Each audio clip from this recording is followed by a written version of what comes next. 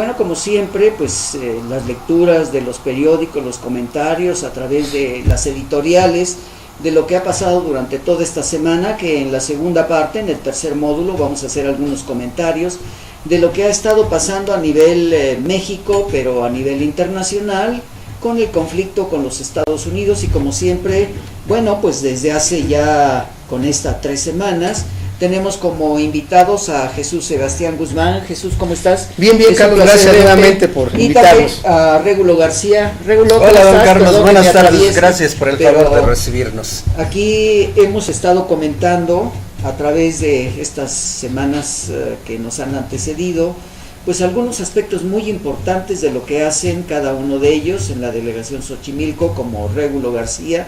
Jesús Sebastián Guzmán, quien tiene una representación en Iztapalapa. Pues sí, pero dentro del contexto de todavía el hoy Distrito Federal, bueno, muchos compañeros son autoridades tradicionales, me nombraron el vocero de la Unión Autónoma de los Pueblos y Barrios Originarios en el Distrito Federal. Bueno, pues como ven ustedes, amigos, todos sabemos que en el momento que por decreto se realizó el cambio del Distrito Federal a la Ciudad de México, y tiene razón Jesús Sebastián el hecho de decir Distrito Federal, porque hasta que no esté constituida esa constitución y sea promulgada, podemos darle efectivamente el nombre a la Ciudad de México, que ya en muchos documentos se están poniendo Ciudad de México, fecha tantos, para darle la ubicación en la cronología que debe de existir. A ver, Sebastián, ¿qué hay? Te noto un poco inquieto con lo que acabo de mencionar. Sí, efectivamente, o sea, qué bueno que no mencionaste las siglas CDMX, ¿no? Sí. Porque de por sí finalmente pues nos molesta que se llame Ciudad de México este estado que hace rato comentábamos, que finalmente no es un estado, más bien es una entidad federativa, porque no tiene todos los privilegios de un estado, porque no somos libres y soberanos. Es simple y sencillamente un ardid, una mentira, una payasada, un show mediático que está haciendo el jefe de gobierno del Distrito Federal.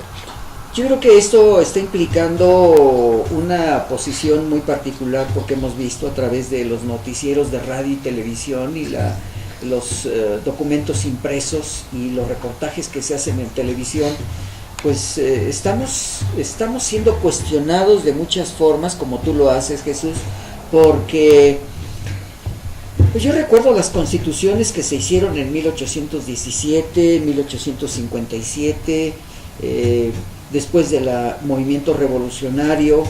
Pues hemos visto que los documentos tienen una seriedad, pero ahora parece que hay una imposición de dedo. Sí, efectivamente, de hecho, aquí hemos comentado y además es de esa manera. Bueno, esa asamblea constituyente es totalmente ilegítima, ¿no? Porque el 60% medio se votó y el otro 40% se quedaron, pues obviamente la Presidencia de la República, el jefe de gobierno, la Cámara de Diputados y la Cámara de San José dijeron de dedazo 40. Entonces, pues obviamente es una asamblea ilegítima y se supone que una asamblea constituyente o un congreso constituyente se crea todas las fuerzas democráticas y políticas de un entorno, llámese en este caso el Distrito Federal, situación que no es de esa manera, ¿eh? Ahora, lo implícito, ustedes tuvieron un congreso, ¿nos podrías decir qué se ha hecho, cómo se va a establecer las normas? Acabas de hacer un cuestionamiento muy fuerte a esta estructura que está dándose a conocer a toda la República, porque no nada más es la Ciudad de México, antes Distrito Federal.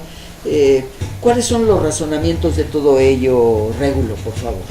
Bueno, debido a que el Distrito Federal sigue siendo la capital principal de la nación, en torno a la cual se mueve todo el país en la cuestión económica, política y social, es importantísima la situación como esta reforma constitucional va a influir en un daño perverso a los ciudadanos del Distrito Federal. ¿Por qué? Empecemos primero, que creo que es conveniente citar que la irracionalidad, la ilegitimidad de estas reformas parte desde el mismo Congreso de la Unión, porque resulta que el Congreso de la Unión, como entidad legislativa, ordenó directamente al jefe de gobierno elaborar una constitución para el Distrito Federal. Pero lo malo del asunto es que una entidad legislativa le impone a una entidad ejecutiva una orden, lo cual ahí, sin ser especialista, se nota una falta de congruencia, porque resulta que se lesiona la división de poderes. Creo, a mi poco conocimiento en la materia, que ahí hay una contradicción, pero aún hay más.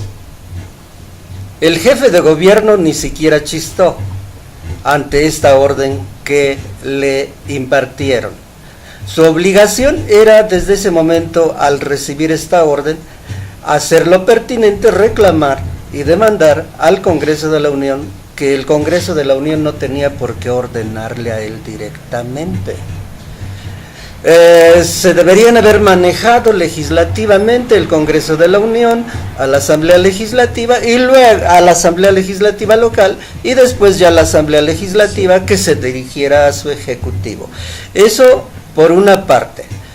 Pero además, el mismo Congreso de la Unión le impuso un esquema para constituir este Congreso Constituyente, en el cual, como ya lo ha indicado Jesús, impuso, porque realmente la orden parte desde el Congreso de la Unión, impuso un constituyente a modo porque le dio poderes a las entidades legislativas, a la federal, a la local y a los diputados para que conformaran este constituyente. Entonces hay dos puntos principales que rebatir ante esta constitución que pretenden declarar en los próximos días como buena, y que tiene una serie de errores dolosos, intencionales y perversos para la población del Distrito Federal. Otro punto muy importante es que el mismo Congreso de la Unión, aún siendo entidad legislativa, es autoridad del Estado mexicano, y el Estado mexicano claramente aceptó el convenio internacional 169 de la OIT y lo está violando flagrantemente, tal vez indirectamente, pero yo diría directamente. Lo están violando en el artículo 6º principalmente, y también están violando las declaraciones establecidas de la ONU para los pueblos indígenas, el artículo 18 y el 19 de esta declaración. Entonces es importante señalar e indicar y hacer saber a la población que esta ley que pretenden dictar próximamente es desde cualquier punto de vista ilegal, antijurídica, antisocial, y que no tenemos ninguna obligación de aceptarla y la rechazaremos contundentemente. Aunque el gobierno se protegió de diversas maneras, la población debe saber que no tenemos ninguna obligación de aceptarla. Has hecho un planteamiento muy fuerte que me surge, Jesús, el hecho de que el doctor Mancera tiene un doctorado en leyes, él siendo un representante muy importante, ocupando un puesto en gobiernos anteriores. Esto que acabas de mencionar, Regulo, ¿qué pasa con el doctor Mancera? ¿Por qué aceptó esto siendo él un abogado que conoce la estructura legislativa? Jesús. Bien, vamos, yo dudo la verdad, no un poquito, sino mucho.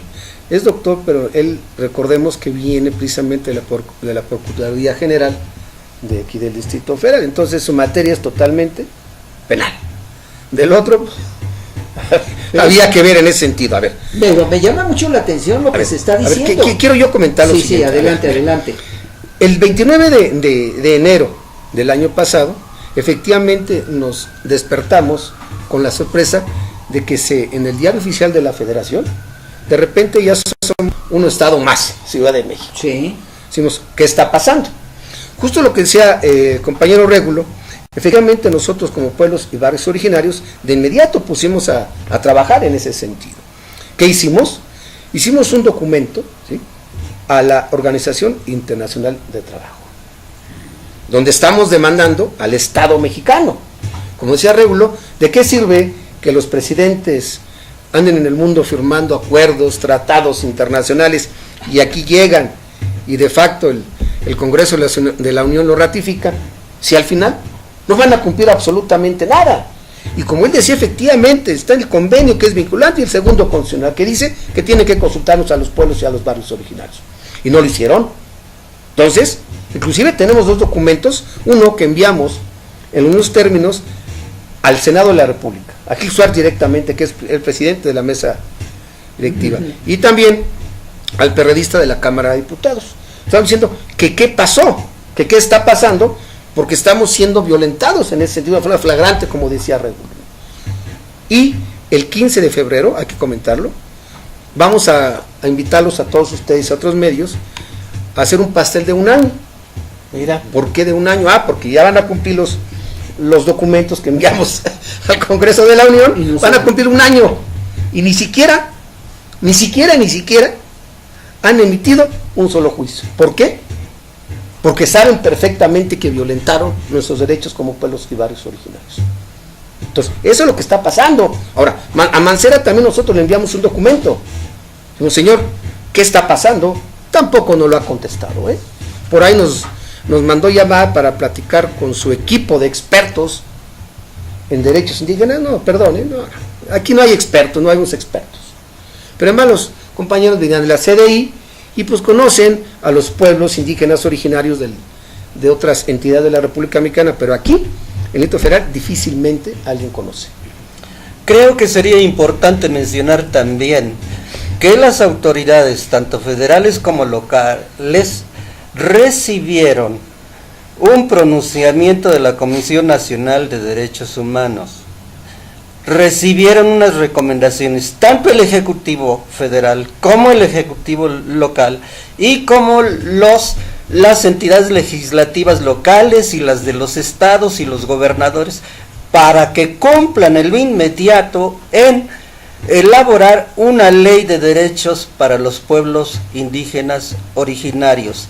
Y hasta la fecha, los señores, nadie ha contestado a estos pronunciamientos que emitió la Comisión Nacional de Derechos Humanos en el mes de julio, aproximadamente a mediados de julio, no sé la fecha exacta, y no se han dignado contestar a las recomendaciones que la Comisión Nacional de Derechos Humanos les envió ya a todas las autoridades de todos los niveles. Es decir, no la quieren cumplir. Claro. Amigos, vamos a una identificación de canal y regresamos en el segundo módulo para seguir comentando estos hechos de esta denuncia que hacen pues Jesús Sebastián y Regulo García, quienes evidentemente nos están haciendo una presentación de una problemática de continuidad legislativa en el Distrito Federal, hoy Ciudad de México, y vamos a ver hasta qué razonamiento se puede dar para darle una legalidad correspondiente. Regresamos, amigos, estamos en tertulia vespertina y nocturna, estamos transmitiendo desde la Ciudad de México. Regresamos en un momento.